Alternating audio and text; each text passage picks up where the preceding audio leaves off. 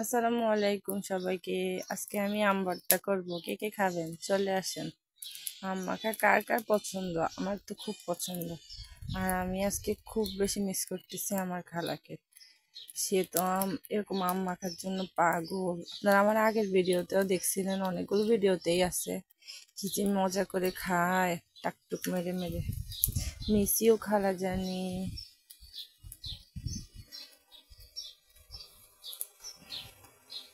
তো কে কে খাবেন অবশ্যই কমেন্টে জানাবেন। ভালো থাকবেন সবাই। হয়তো এই বছরের জন্য এটাই শেষ আম মাখা, কারণ আমাদের কাছে এবার আম একদমই ধরে নাই। তো আল্লাহ হাফেজ, সবাই ভালো থাকবেন, টাটা।